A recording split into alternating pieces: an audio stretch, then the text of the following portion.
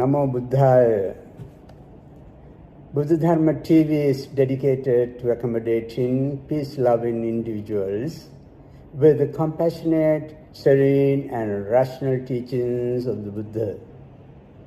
Our programming includes Buddhist sermons on diverse topics, discussions, chanting, Buddhist Jataka tales, music, dramas, glimpses of monasteries, and views of all Buddhist holy sites. Guided meditation techniques will be conducted by Buddhist monks, nuns, and lay teachers representing the Mahayana, Theravada, Vajrayana, and Zen traditions. Our schedule lined up comprises 4 hours of daily programs every weekend for the initial 3 months. Following this period, we will transition to 6 hours of daily live programs. We kindly invite you to make the most of this opportunity, enrich your understanding of the Buddha Dharma, and apply these noble teachings to a daily life. May you all be well and happy.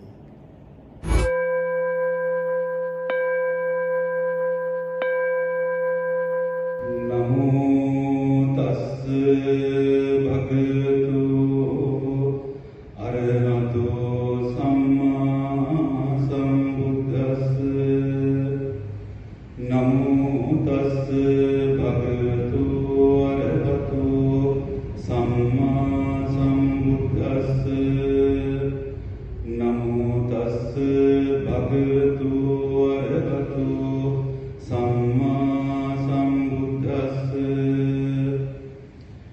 Itipiso bhagava araham samma sambuddho vichacharana sampanno sugato lokavidu anuttaro purisa dhamma sarati sattha deva manussanam buddho bhagavati Swakato bhagavata dhammo sanditthiko akaliko ehipassiko opanayiko pacchattam veditabbo vinyuhiti supatipanno bhagavato sāvaka sangho ujupatipanno bhagavato sāvaka sangho nyāya patipanno bhagavato sāvaka sangho sāmīti patipanno bhagavato sāvaka sangho yadidam cattāri purisa yugāni aṭṭha purisa pukkala Esa bhagavato sāvaka sangho ahuniyo pahuniyo dakkhineyo anjali karaniyo anuttaram punyam kirtam lokasvati etena sacca vajjena sottite hotu sabbada etena sacca vajjena sottite hotu sabbada etena sacca vajjena sottite hotu sabbada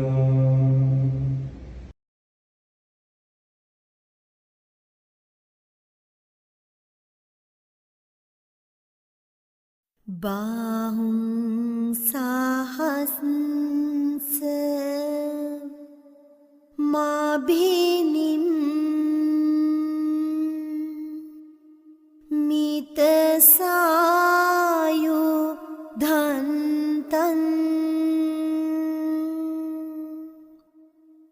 ගිරිමේඛලං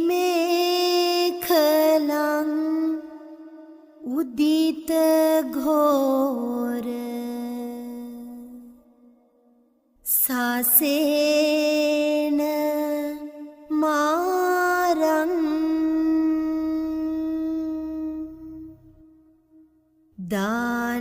දානාදී ධම්ම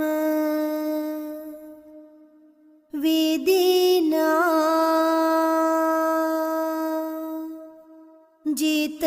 ජිතවා මුනින්දෝ තං තේජසා භවතු තේ ජය මංගලානි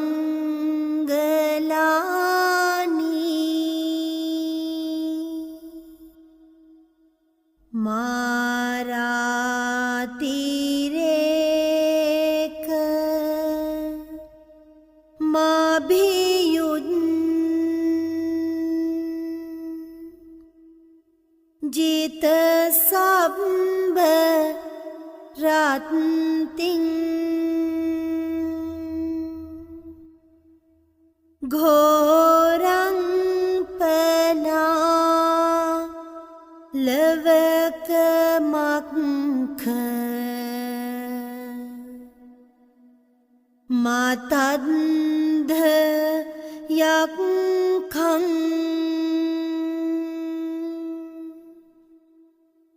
khන්ති සුදන්ත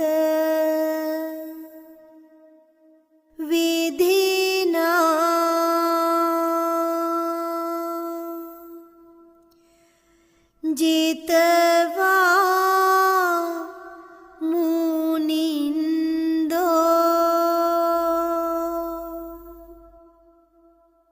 තං තේජසා භවතු තේ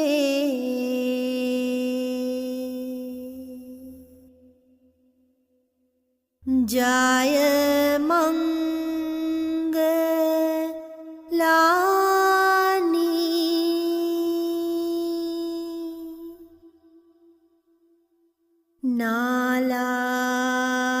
නාලාගිරින් ගජවරං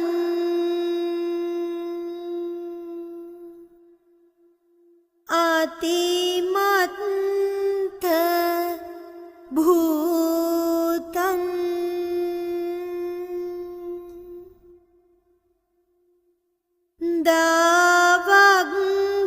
දාවග්ගිචක්ක මසනීව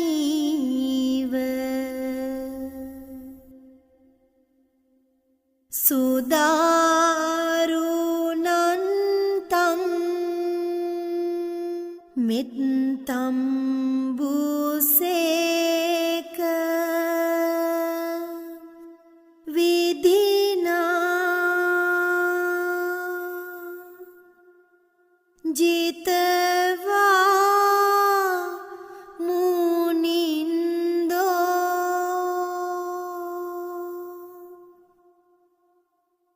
තං තේජසා භවතු තේ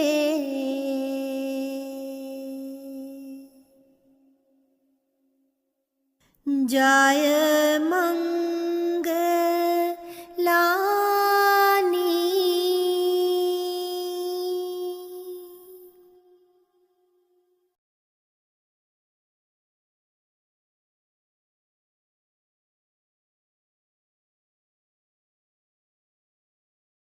Okay, so welcome to this class on, I call it the Introduction to Buddhism.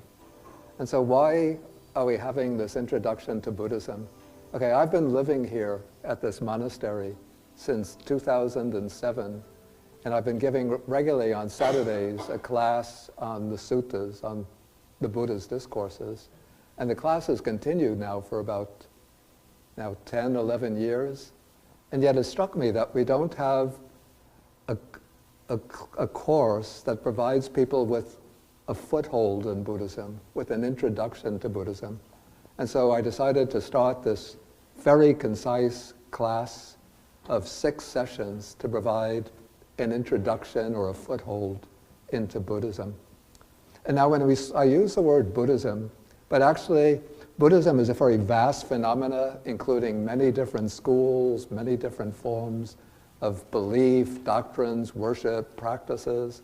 But what I'm going to be focusing on is not Buddhism in its entirety, but rather what I would call the core or essential teachings of the Buddha.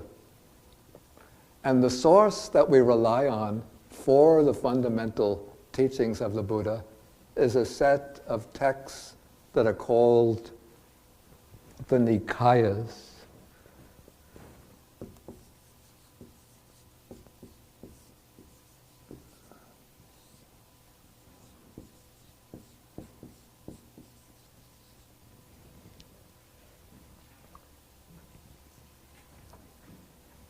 Yeah, the word Nikaya means a collection, and these are collections of suttas. The word sutta is a discourse of the Buddha. And so the discourses of the Buddha were collected very shortly after his passing away, and collected and then incorporated into these collections called Nikayas. And there have been different transmissions of these early Buddhist discourses in different countries, in different languages. But fortunately, we have a version of the early Buddhist discourses preserved in a language which would be very close to the language that the Buddha himself spoke. Probably, as most of you would know, the Buddha lived and taught in northern India, somewhere around the 5th century BC. Scholars are divided about the exact years of his life, but it would be roughly from, say, 500 BC to 420 BC.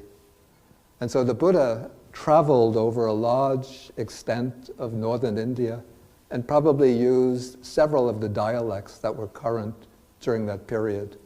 We don't know exactly what kind of language the Buddha would have used, but it would have been a North Indian language, or several languages or dialects, which would have been derived from Vedic Sanskrit. That's the early form of Sanskrit. But as Sanskrit evolved, Vedic Sanskrit, it became incorporated into colloquial languages. And so the Buddha would have spoken these colloquial languages, and his discourses are now preserved in a language which is related to those North Indian languages, and that language is called Pali, P-A-L-I. Yeah, there are counterparts to these discourses preserved in Pali that had been transmitted to China during the early centuries when Buddhism moved from India to China and translated into Chinese. Later in India, the discourses were translated into the literary form of Sanskrit. Some have been preserved in Tibetan translation. And so we can compare these different versions of the discourses, and what we find, even though there are some differences in formulation and organization, but there's an astonishing amount of agreement among the different versions of these discourses. And so scholars have with a fair degree of certainty, have come to the conclusion that these discourses come as close as we can come to the actual discourses of the Buddha. The Buddha himself didn't write anything down, and in fact, writing was not used for religious texts in India during that period. But the way the teachings were transmitted was through oral discourse, the Buddha speaking, and his disciples having listened to the discourse, would memorize the teachings. How is such feats of memory possible? One thing that I've noticed, I lived in Sri Lanka for many years, and what I've noticed is that growing up in a literate culture in which we depend upon written materials, books, and writing, decreases our capacity for memorization. And I've seen in Sri Lanka simple village people who are not dependent, they might be barely literate, but they can remember things with much greater detail and precision than I can remember with all of my experience in study and writing. And so the Buddha's disciples would have listened to the discourses, and they were probably organized into teams with the responsibility for remembering the discourses and then teaching them to their own students.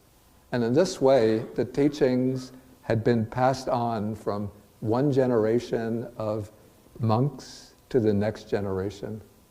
And shortly after the Buddha passed away, his foremost disciples met. It's said that 3 months or 6 months after his passing away, they met in a kind of conference, a large conference, and they compiled the discourses of the Buddha and arranged them into these collections. Okay, so I'm explaining this just to make clear what I'm going to be covering in this course. So I'm not trying to cover Buddhism in its entirety, but the fundamental teachings of the Buddha, the teachings that in greatest likelihood come from the Buddha himself. And these teachings are derived from these collections called Nikayas. And the individual discourses and the Nikayas are the suttas. Okay, so first, the word Buddha. The word Buddha is not a proper name, but it is an honorific title. And it's the title which is given to the historical founder of Buddhism. And the word Buddha comes from the verb bujati, which means to understand, to comprehend. And so the Buddha is one who has understood, who is comprehended, I would say, like the deepest truths of existence, and who makes known the path or way that leads to greater human happiness, inner peace, and ultimate liberation. And what the Buddha teaches is called, in the Pali language, is called the Dhamma.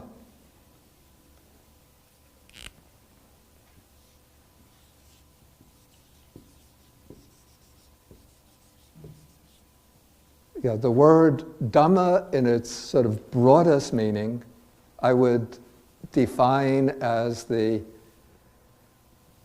fundamental principle of truth and goodness. It's a principle in which, you could say, in which the nature of reality and the nature of good, of goodness, are merged. And so a person becomes a Buddha, a fully enlightened one, by realizing, by understanding, by comprehending the Dhamma in its totality, and then declaring the Dhamma to the world. And so you could say that the Dhamma is the fundamental truth about human life, human existence, or more broadly, the fundamental truth about all existence, the fundamental truth about reality, the real nature of things. And so the task or function of the Buddha what makes him the enlightened one is that he has realized, awakened to, comprehended the Dhamma in its totality, and then he teaches the Dhamma to the world. So the Buddha is not a savior in any way, somebody that one relies upon to do the work of salvation for oneself, but rather his role is to be that of a teacher. He is the one who teaches the Dhamma to reveal to us, to expose to us the fundamental nature of the reality of our own lives.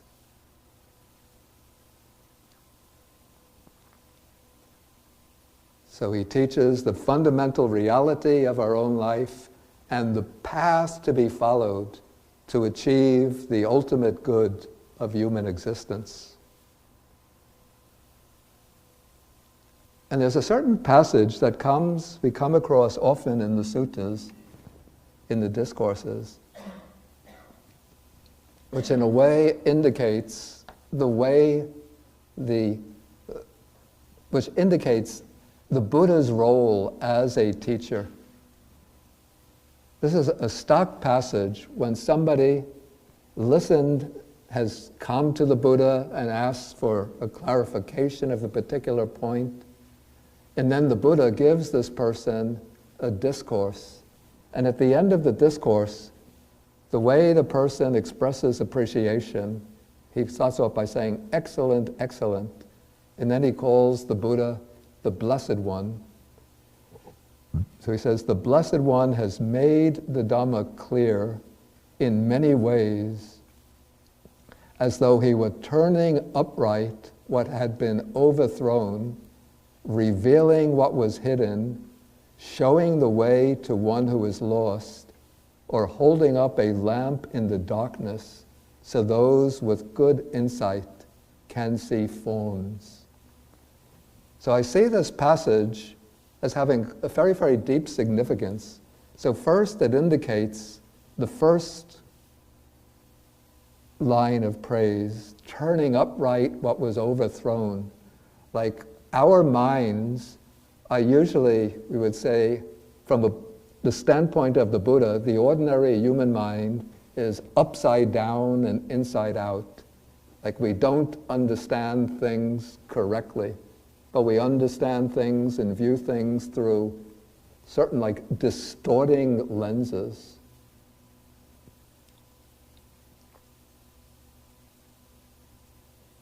Or what happens is the mind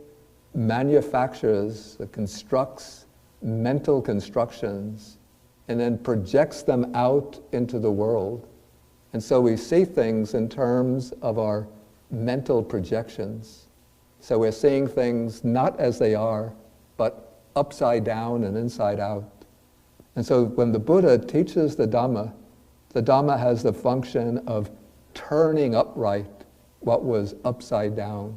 So our way of seeing things and understanding things now becomes corrected as our wisdom or insight arises.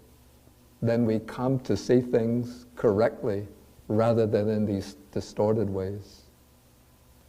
Again, the second phrase says that he reveals what was hidden.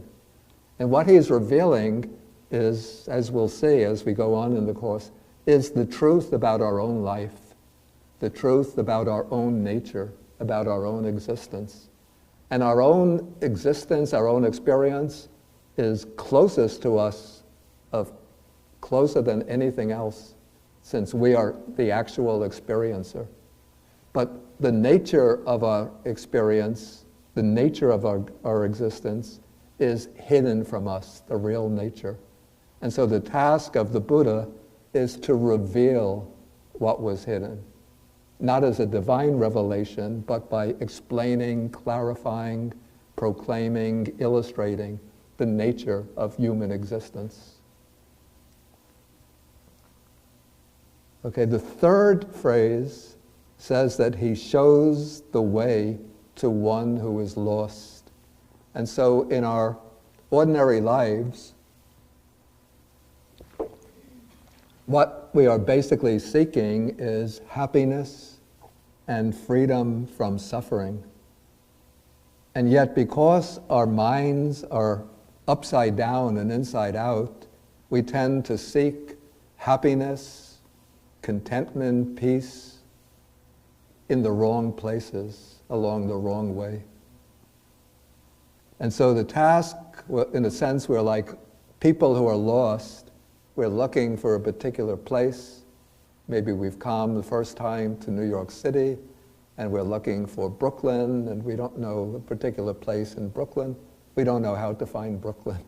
And so we take maybe our train takes us to Grand Central Station, and we go to the subway, and then we take the first train that comes along, going uptown to the Bronx.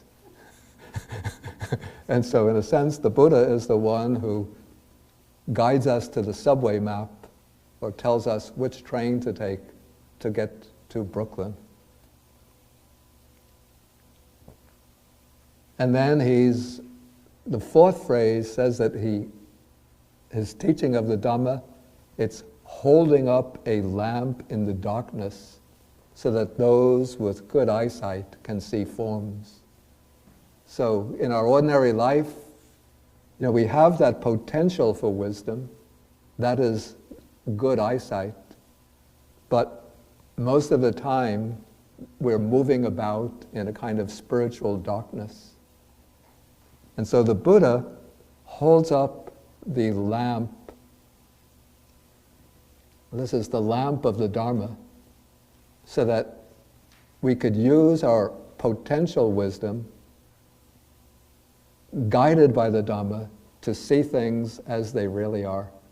Just like a man in the dark room, when somebody brings a lamp into the dark room, then he can see visible forms.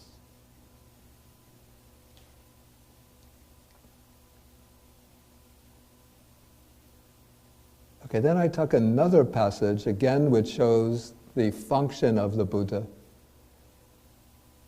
Okay, so here we have the text says that whether Buddhas arise in the world or not, there persists that law, that stable principle. That stable principle is the Dhamma, that fixed nature of the Dhamma, and that is that all conditioned things are impermanent. I don't want to dwell on this principle right now of impermanence. That's one of the truths that the Buddha discovers. But what I want to focus on is the function of the Buddha. Here it says that a Buddha awakens to this and realizes it. So that's the first task of the Buddha, is to awaken to discover, to realize the nature of things. And then the second task is to explain the nature of things. So he explains it, proclaims it, analyzes it, elucidates it, and teaches that all conditioned things are impermanent, and so forth.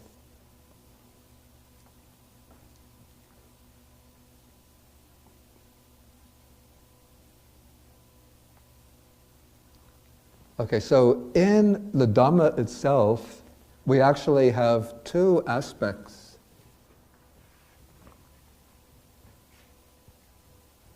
One is principles.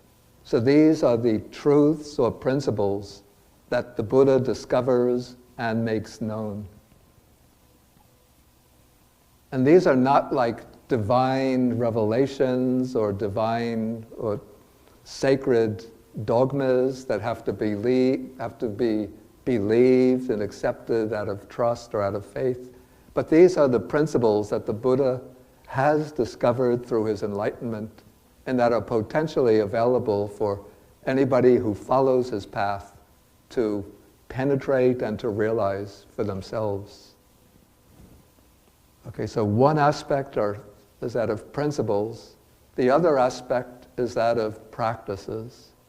So the Buddha lays special emphasis on undertaking the practices that will lead to benefits for oneself and for others. And so we have one statement, it's the very concise statement about, in a sense, the essence of Buddhist practices. This comes in a verse in a work called the Dhammapada. It's a collection of versified sayings of the Buddha, that not to do any evil, to cultivate the good, and to purify one's own mind. This is the instruction of the Buddhas. And so here we have actually the Buddha's whole training, in a sense, included within this short verse. So not to do any evil, like that is the starting point. And in other teachings, the Buddha will enumerate, sometimes in a lot of detail, the various kinds of evil or unwholesome deeds one might commit that have to be avoided. Then the second aspect is to cultivate the good, to cultivate good qualities and good actions that are the opposite of the evil actions. And then what's distinctive, so we could say that these two principles or practices, avoiding evil, cultivating the good, this is the aspect of morality or ethics, ethical behavior.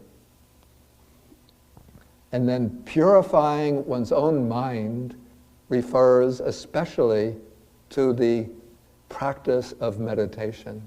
So we say the practice of meditation is the way to purify the mind.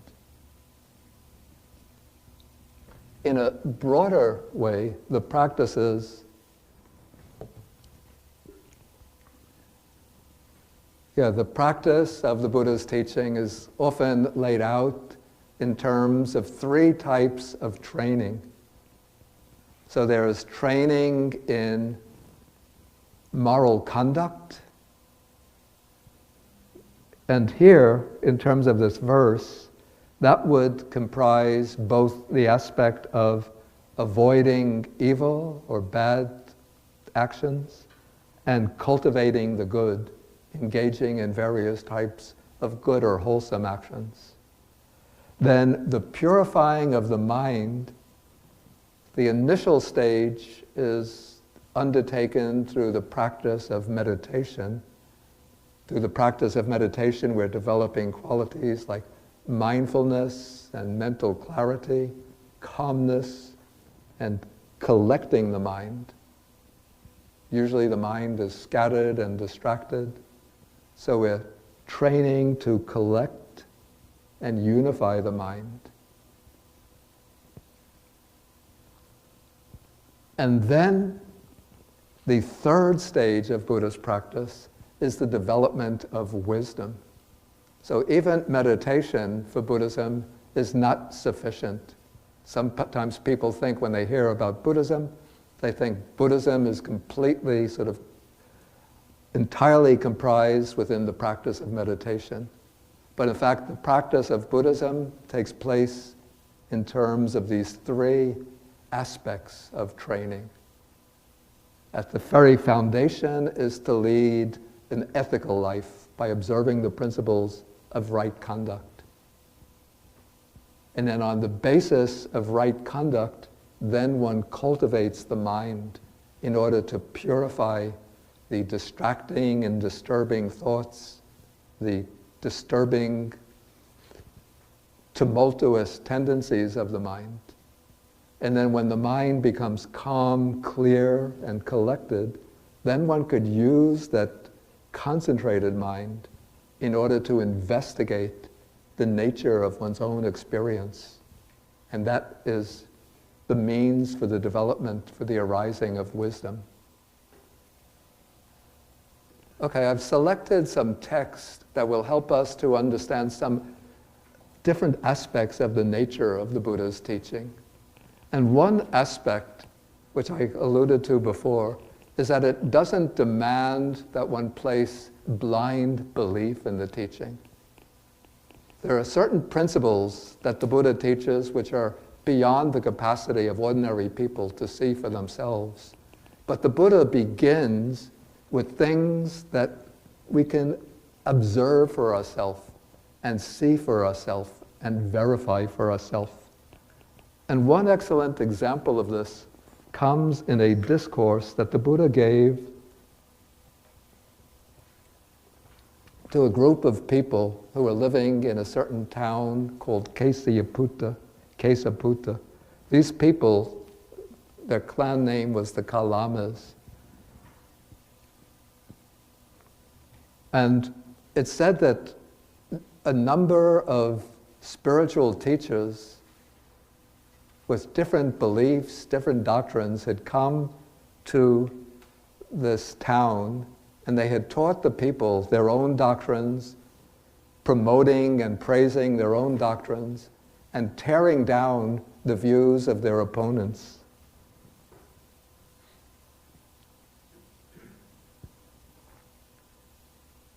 And so the Kalamas, when the Buddha arrived in their town, the Kalamas came to him,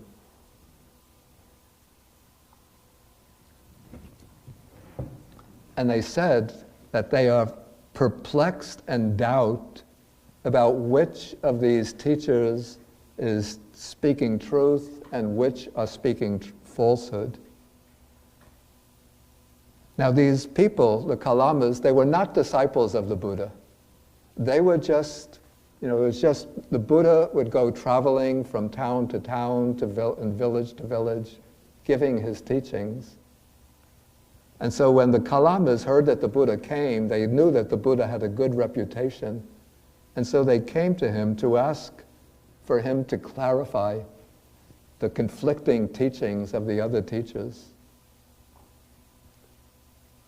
But in this situation, the Buddha didn't say, forget about the teachings of the others. I'm going to tell you the truth. You follow my teaching. But instead, if you could see, he says that it's fitting for you to be perplexed. It's fitting for you to be in doubt. Doubt has arisen about a perplexing matter. And then he said to the Kalamas, do not go by oral tradition, what's been passed down through one generation of teachers to another. Don't depend upon a lineage of teaching, by hearsay, by a collection of texts, by logic and inferential reasoning.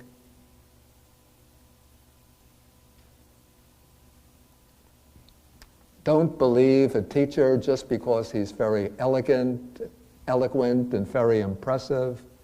And don't even believe somebody just because you think that he is your teacher.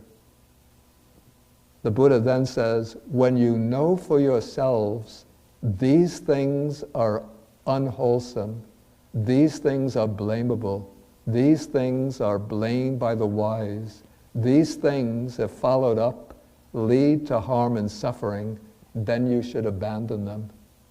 And then he used a common sense way of questioning. So he asked the Kalamas, what do you think when greed, hatred, and delusion arise in you? Does it lead to your welfare or to your harm? They say it leads to harm. Then the Buddha said, a person who is greedy, hating, and deluded, overpowered by greed, hatred, and delusion, motivated by these mental forces, will destroy life, steal the belongings of others, commit sexual misconduct, speak lies, and will also persuade others to act in the same way. So will that lead to his harm and suffering for a long time? And the answer is yes. And so, through argumentation or questioning, the Buddha gets the Kalamas, the people, to see that these things, greed, hatred, delusion, and the actions that flow from them are unwholesome, they're unethical, they're blameworthy, they're criticized by the wise, and if one acts upon them, they'll lead to one's harm and suffering.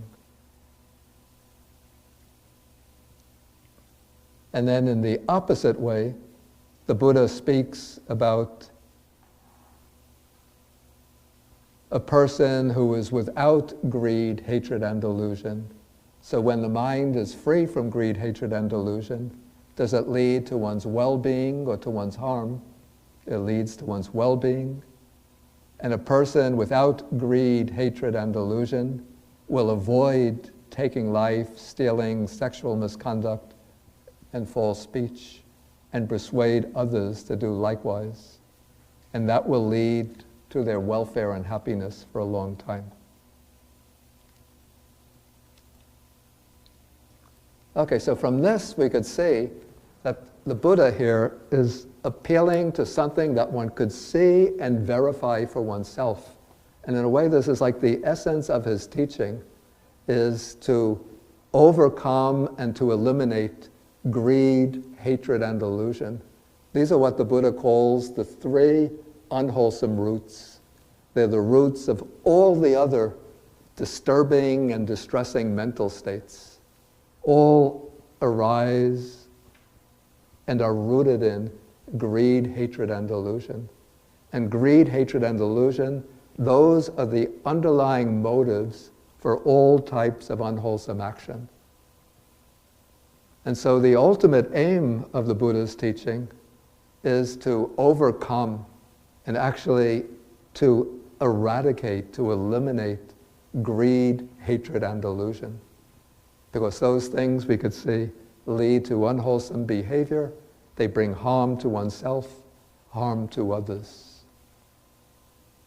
And here, like without appealing to any kind of unverifiable doctrine, the Buddha just appeals to what you could see for yourself just by personal investigation.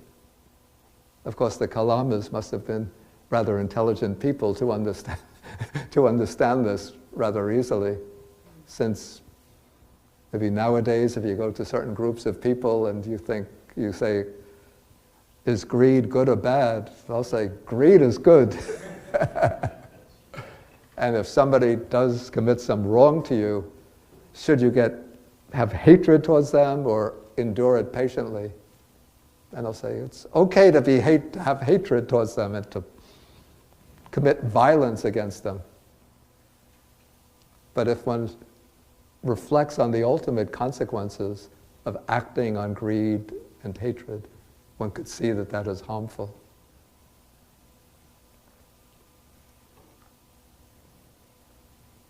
Okay, I took another sutta here, another discourse, in which the Buddha is in conversation with a young Brahmin.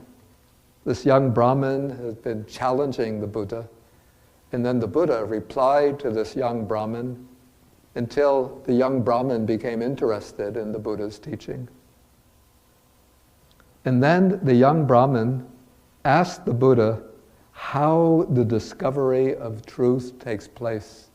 And this is a very important aspect of the Buddha's teaching, because in Buddhism, the truth is something that we're supposed to realize for ourselves.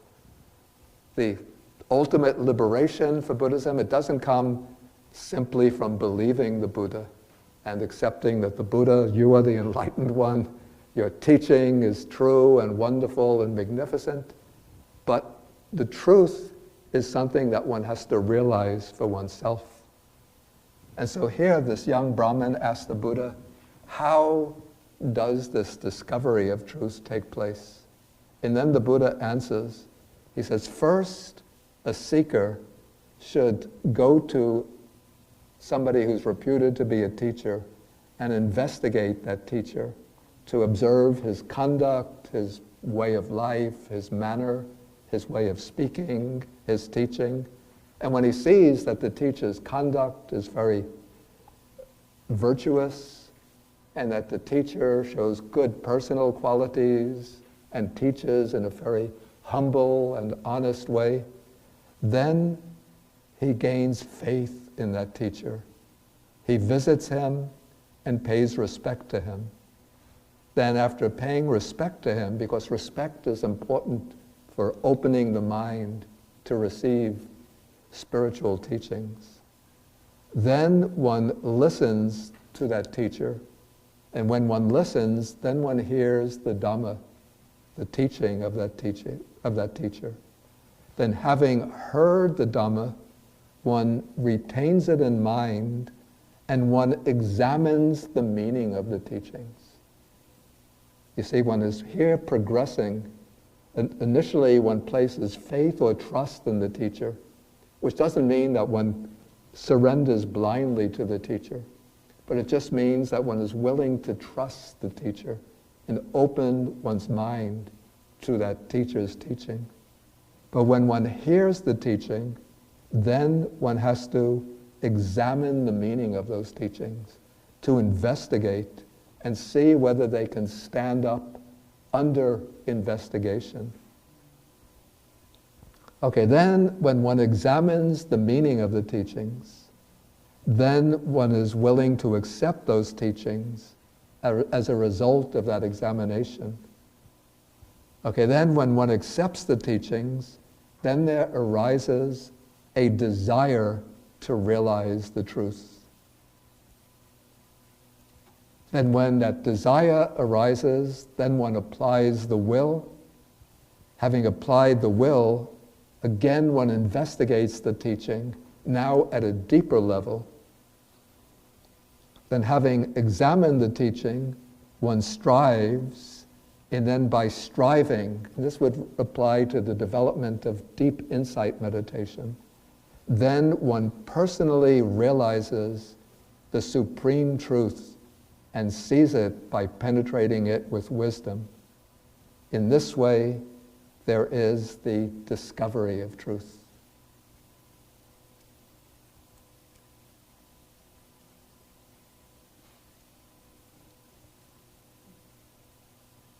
Okay, now when we speak about the discovery of truth, or the realization of truth,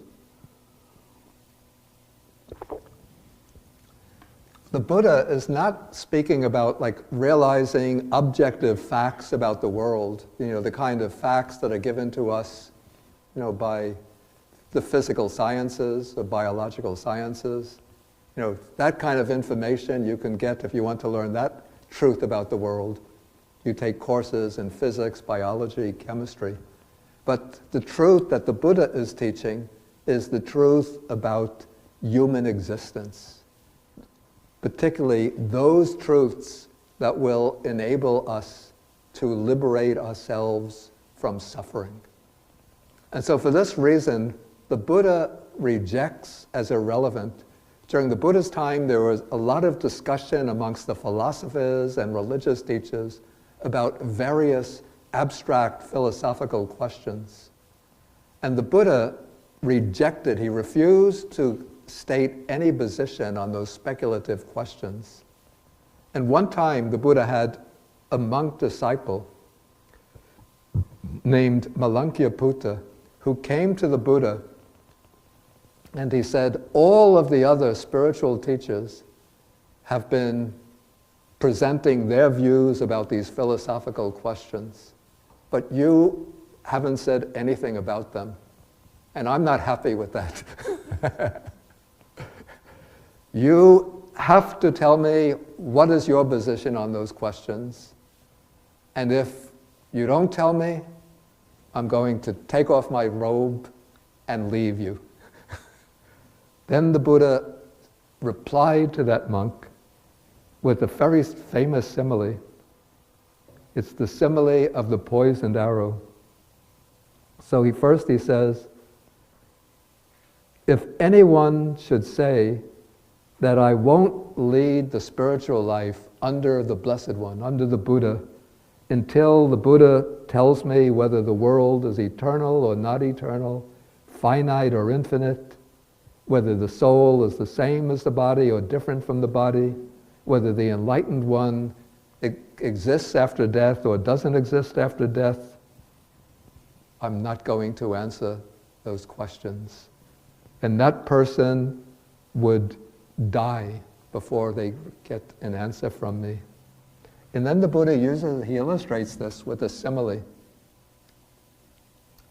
He gives a simile of a man who's been wounded by a poisoned arrow. And then his friends and relatives, they bring a surgeon to cure the man, to treat the man. take out the arrow. And so when the surgeon comes, then the wounded man says, I won't let the surgeon pull out this arrow until I know the name and clan of the man who wounded me, until I know whether that man was tall, short, of middle height, whether he had a dark brown or golden skin complexion, until I know what material the bow and arrow were made from, and so forth. So if the man were to act like that, refusing to let the surgeon pull out the arrow, he would die. And so, the Buddha says, if anyone says, I won't lead the spiritual life under the Buddha until he answers those questions, I still won't answer those questions, and meanwhile that person would die. And then the Buddha said that he doesn't declare answers to those questions because the answers are unbeneficial, they don't relate to the spiritual life, they don't lead to enlightenment and to liberation. And what the Buddha teaches, this is what he says. He teaches the nature of suffering, the origin or cause of suffering, liberation from suffering, and the way to liberation from suffering.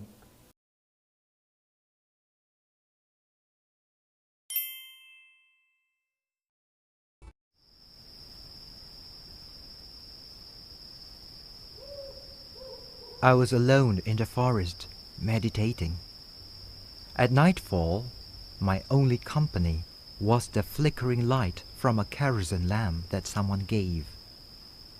Though little it may be, that light gave me strength to keep on striving. It taught me to remember the kindness of others, no matter how simple or how small the acts appear to be.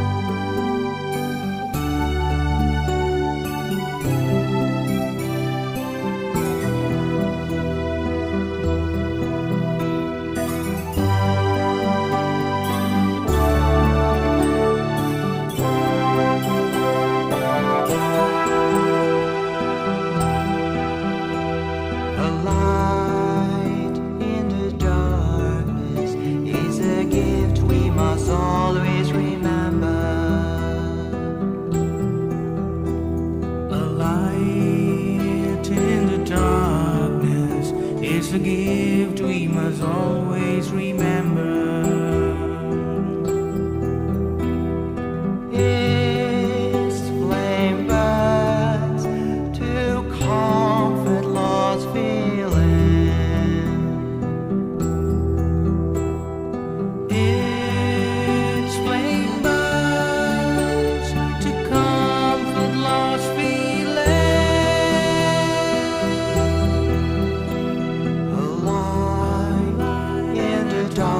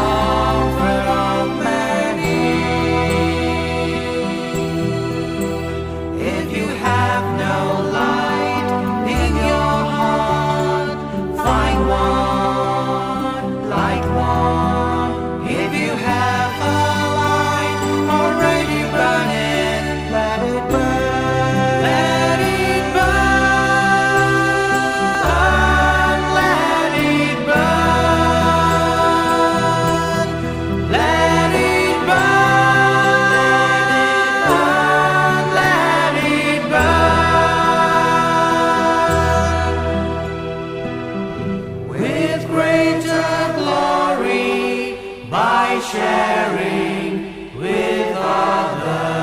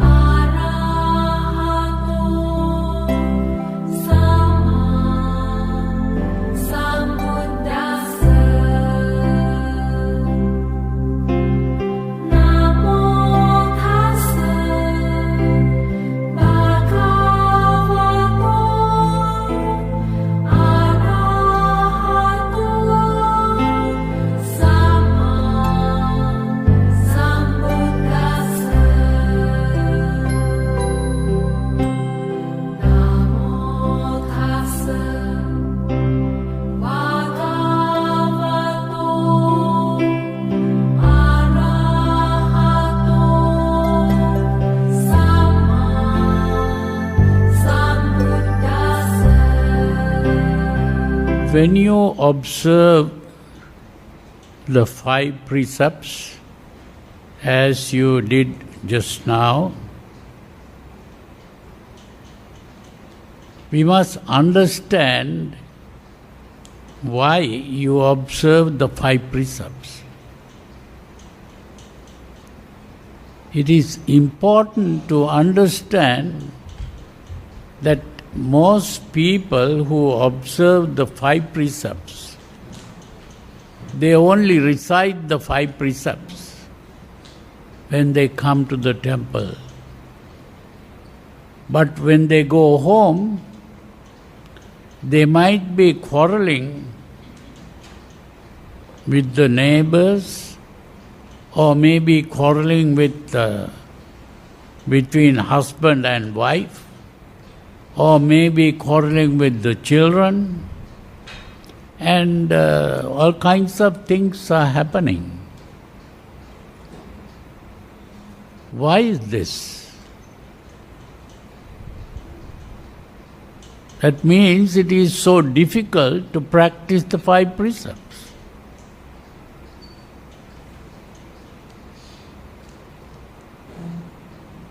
There is a reason for this. The reason is that our minds are narrow.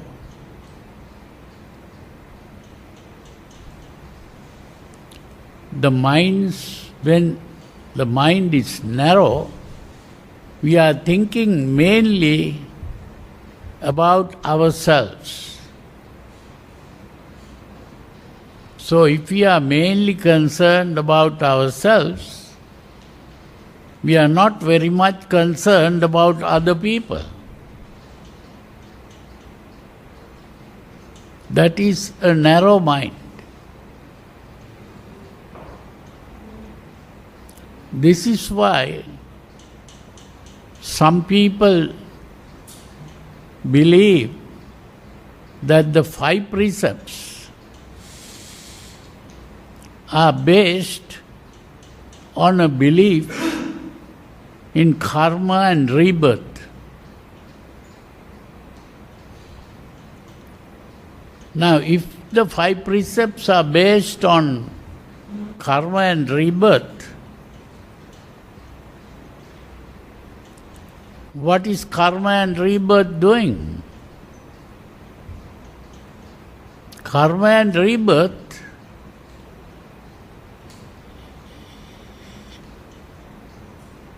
is punishing and rewarding people.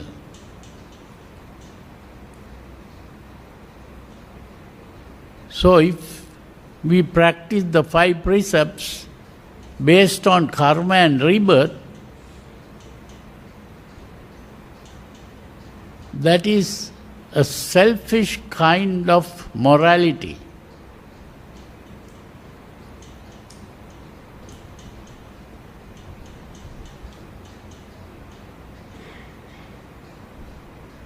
That selfish kind of morality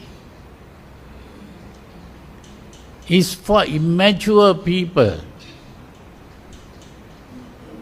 and for animals.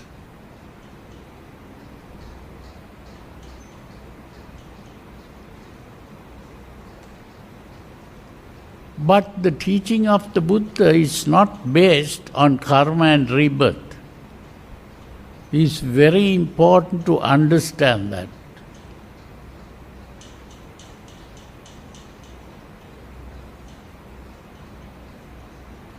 The teaching of the Buddha is based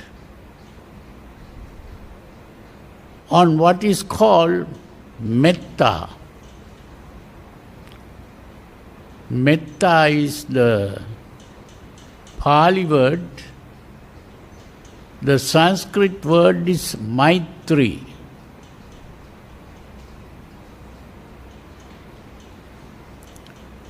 And that word means universal goodwill or universal benevolence or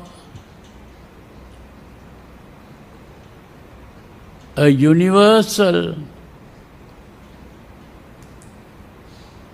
interest in the welfare of all beings, a concern about the welfare of all beings.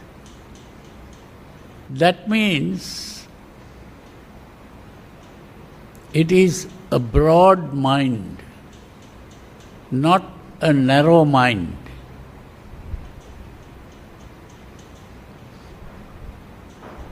So the 5 precepts are practiced not to avoid punishment or to gain rewards. The 5 precepts are practiced because we are concerned about the welfare of others.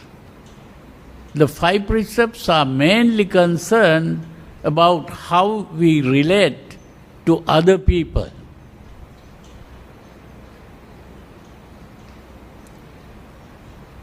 The first precept is about not harming anyone. Second precept is about not stealing. Third precept is about not committing adultery.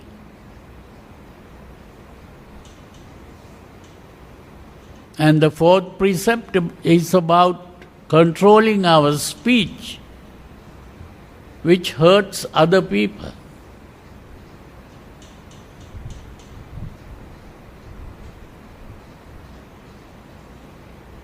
And the fifth precept is about taking intoxicants or being carried away by our emotions, so that we begin to hurt others. So we are trying to avoid that. So all that is based on how we relate to other people. It is based on a concern for the welfare of all beings, not only thinking about ourselves.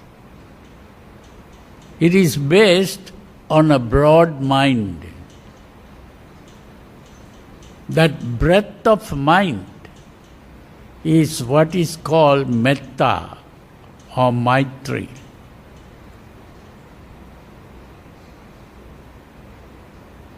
This is why I call it universal benevolence or universal goodwill. We cannot have metta for one person.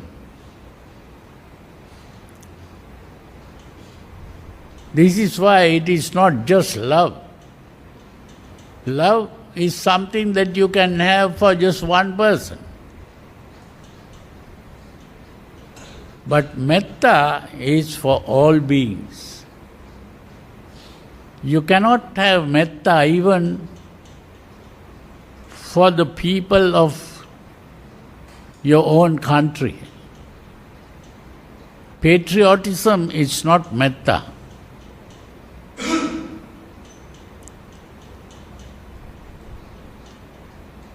Metta cannot be only for human beings with no compassion for animals. That is not metta. Metta is for all beings. It is a concern for the welfare of all beings. That is the broad mind, where we think of all beings.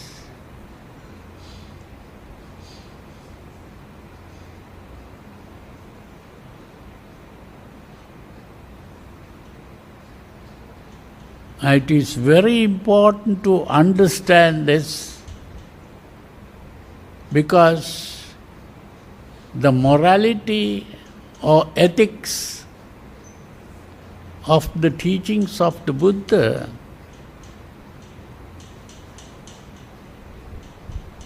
is based on a broad mind. And when we cultivate metta,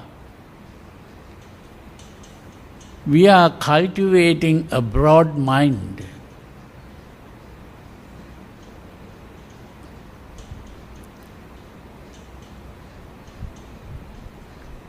And when we cultivate metta, metta turns into karuna. Karuna is not another kind of thought or a different kind of mental state.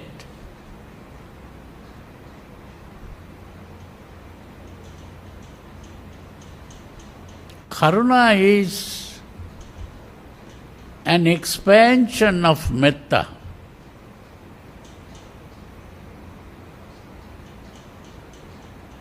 Metta grows into karuna. When we practice metta, metta grows into karuna. Then what is karuna?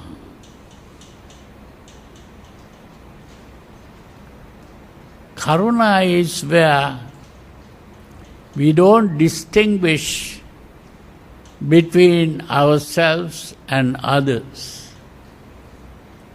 That others are as important as ourselves.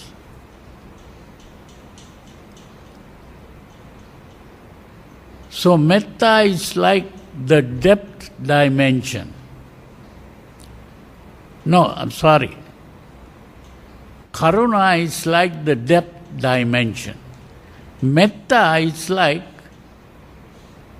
the length and breadth, the area dimension.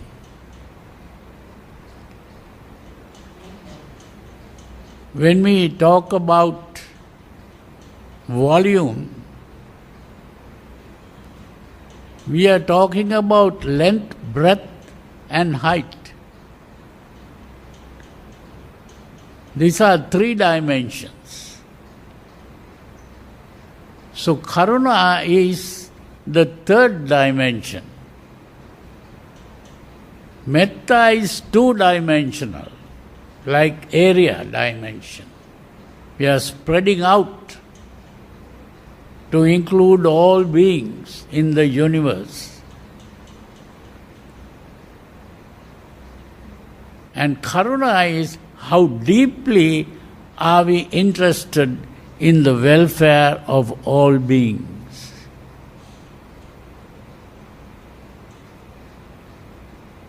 just as a mother thinks of her only child,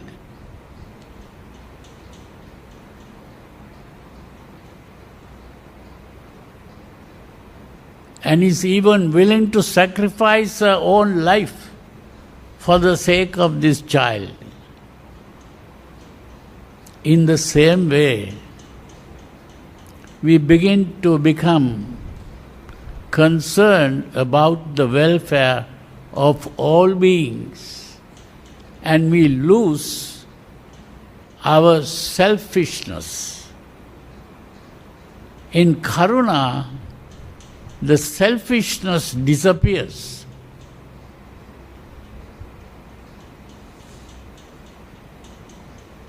Just like a river falling into the ocean and loses its identity.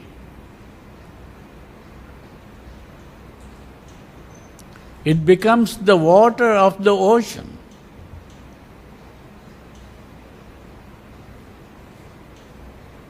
The river is no more.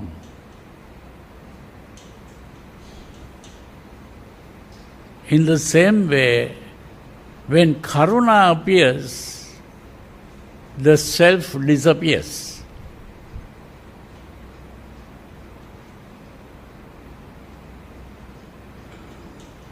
And that disappearance of self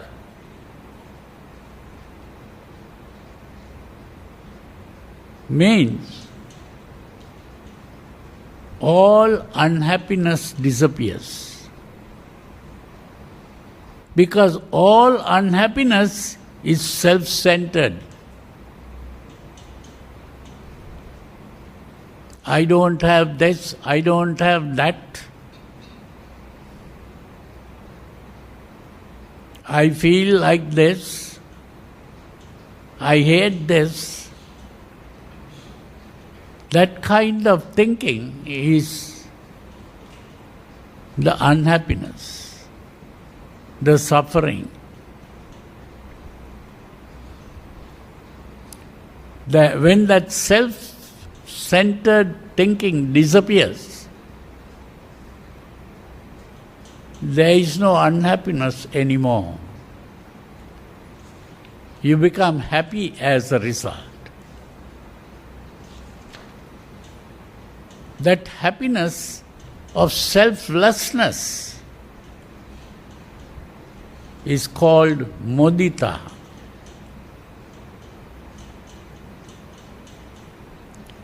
So mudita is happiness, but not self-centered happiness.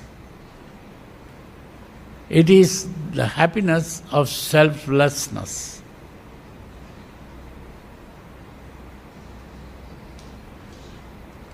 This is why, although the Buddha was aware of the sufferings of all beings, he was never unhappy.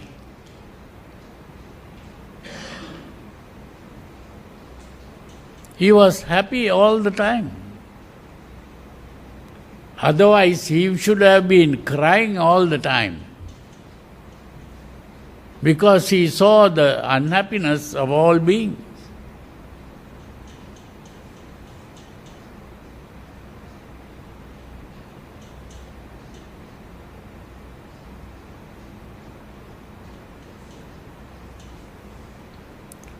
Although he was aware of the sufferings of all beings, he was happy. That happiness was the happiness of selflessness. That is mudita. Now that mudita or happiness is not an emotional excitement.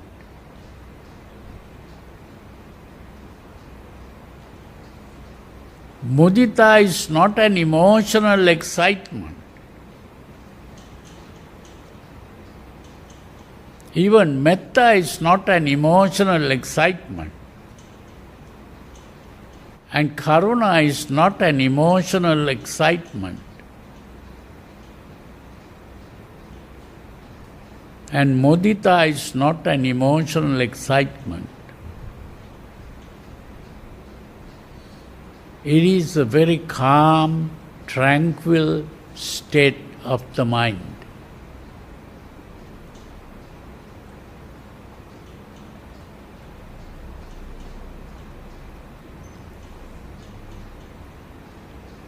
So you see, metta, karuna, mudita, and these are not different states of the mind.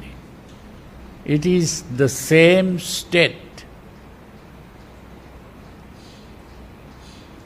seen from different angles. Just as we can take a picture of this hall with a camera,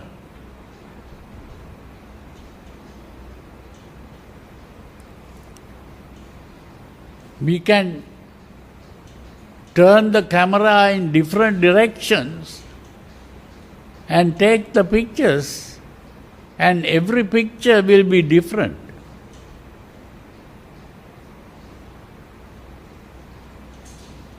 But we are all taking a picture of the room.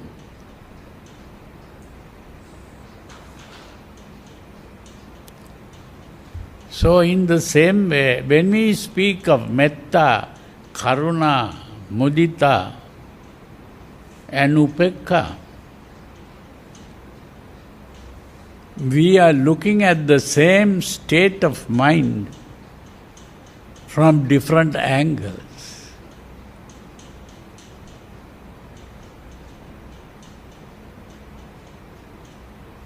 And what is upekkha? When the mind is calm and tranquil,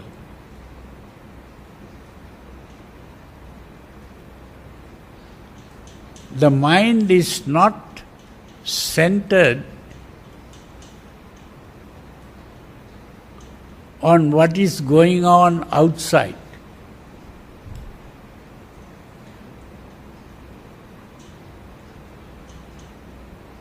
Whatever is going on outside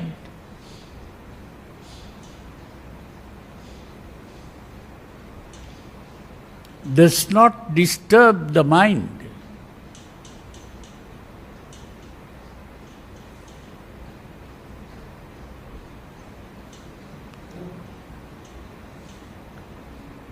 Gain and loss, fame and ill fame, praise and blame, pleasure and pain. These are the 8 vicissitudes of life. The changing vicissitudes of life.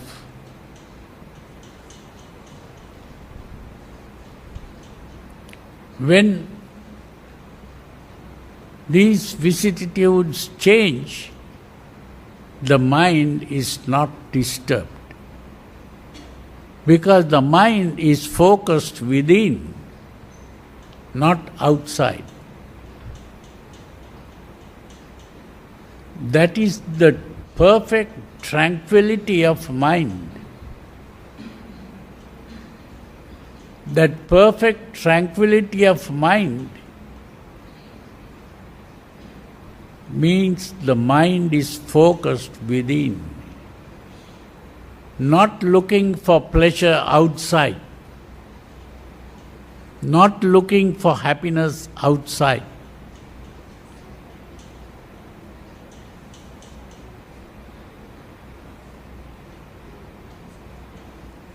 That is the meaning of upekkha. Upa ikkate. Upa means inside. Apa means outside. The mind is not focused on the outside. The mind is focused on the inside. And when the mind is focused on the inside, what does the mind see?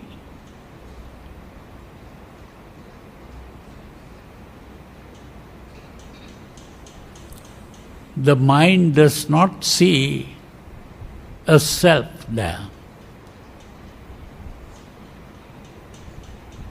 Normally, when the mind is focused inside, we begin to see a self.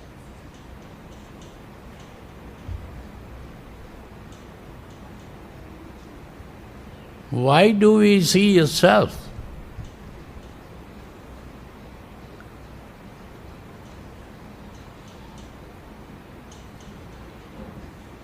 Because every experience contains two factors. An experience is either seeing with our eyes, or hearing with our ears, or smelling with our nose, or tasting with our tongue, or touching with our body. These are the experiences. And in every experience, there are two parts.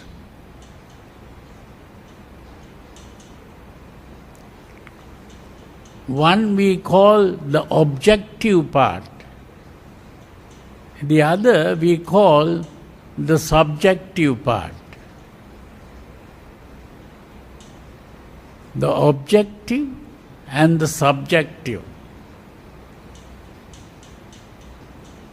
The objective is what we see. If we think of seeing, what we see is the object.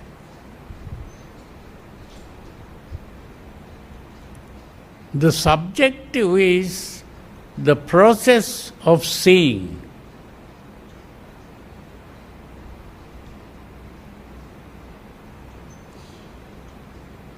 The process of seeing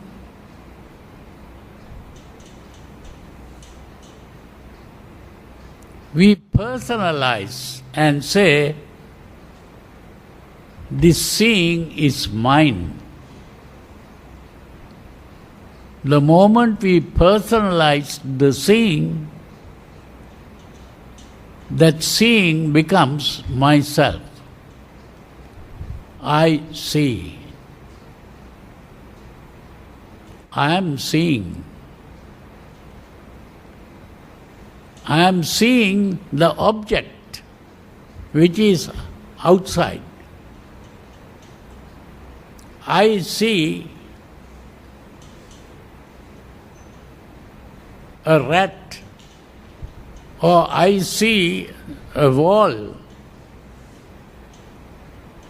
or I see a table, or I see a chair. So the seeing part is mine, and the object seeing is something outside. So we personalize the subjective part of the experience, and we alienate the objective part.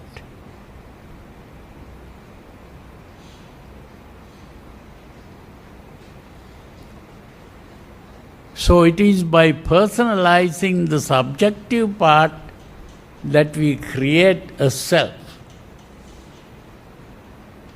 The self is created through personalization of the subjective.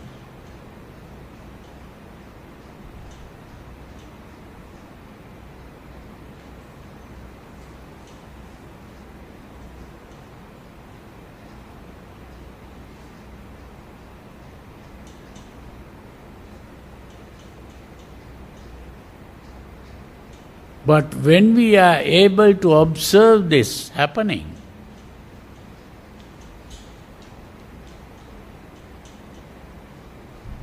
we begin to see that the self and the world outside are just a creation of our mind. We are creating the world and we are creating the self that lives in the world. And when we begin to understand this properly,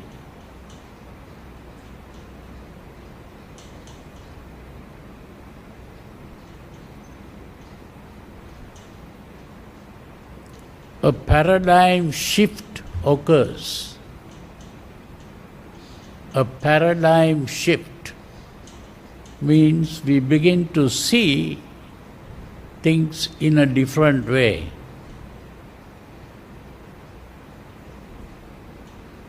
There are two ways of looking at the same experience. I call it the existential way of looking and the experiential way of looking. Existential way of looking means that we are thinking of a subjective existence and an objective existence. The subjective existence is myself. I exist. And the objective existence is whatever is in the world outside. The objective existence. And when we think of this existence, there occurs a relationship. A relationship between the subject and the object. The I and what is in the world. That relationship is an emotional relationship. The emotional relationship comes in the form of a desire or a hatred or a fear or a worry.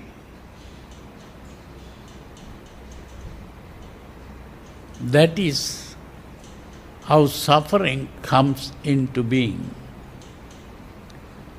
Suffering is simply the emotional relationship.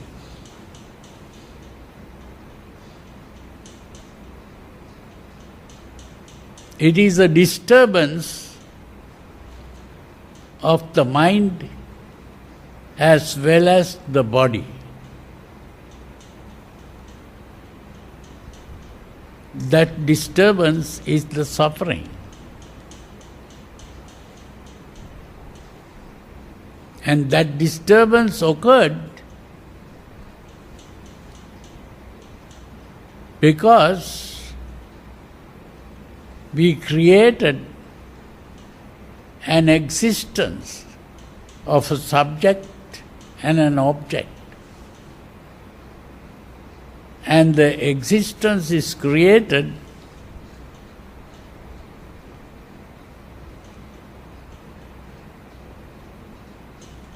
by the emotional reaction that personalizes the subjective and alienates the objective. So, this way, we are producing suffering automatically by the way we think.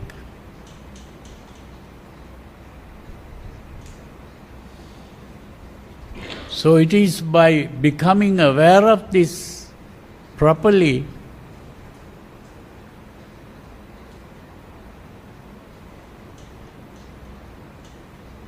that the paradigm shift occurs, where we begin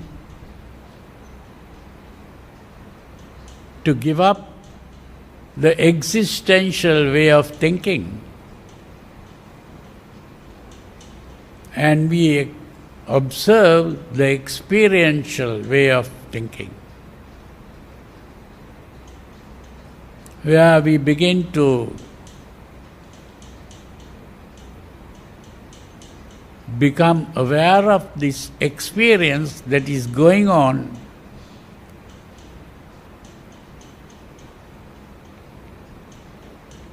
automatically due to the presence of the necessary conditions.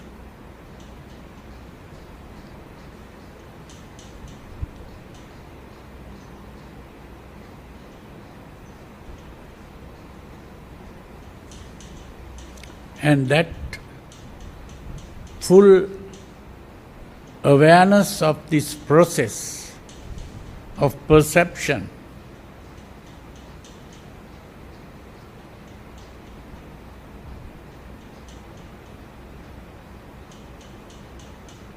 is the attainment of what is called nirvana.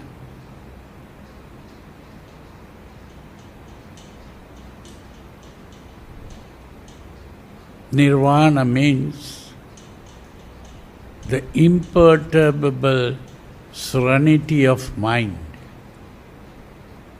The mind that can never be disturbed.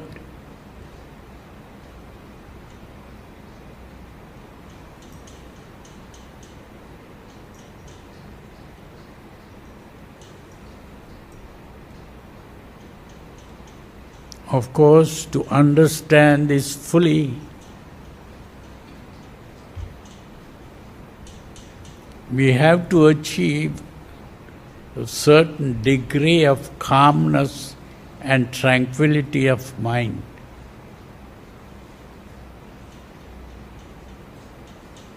It is only with that tranquility of mind that this can be seen properly, and to achieve that state of tranquility, we must be able to broaden our mind and think of all beings. It starts with controlling our behavior, which is called sila. And the sila is achieved by taking refuge in the Buddha, the Dhamma, and the Sangha. The Buddha is the one who reached that state of perfection. And Dhamma is that teaching of the Buddha that shows the way to that state of perfection. And Sangha means the followers of this teaching of the Buddha, who carry the teachings into the world and into the future from generation to generation. So by taking refuge in the Buddha, Dhamma and the Sangha, we begin to practice the Sila, which starts with the 5 precepts and ends up with purity of mind or tranquility of mind by broadening the mind. And by broadening the mind, we begin to become aware of the experience.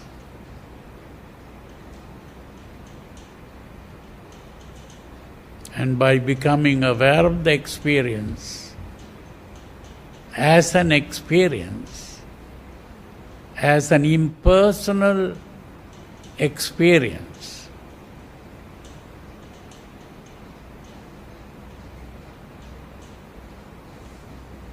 which is brought about by the presence of the necessary conditions.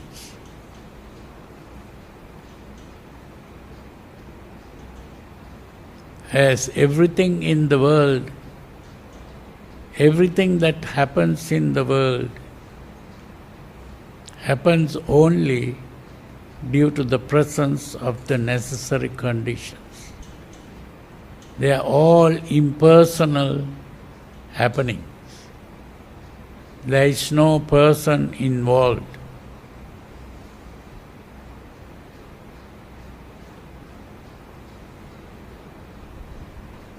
When this is properly understood, we gain freedom from all sufferings.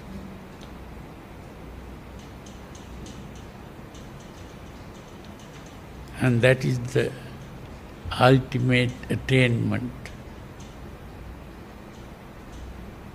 of the imperturbable serenity of mind. So I hope you understood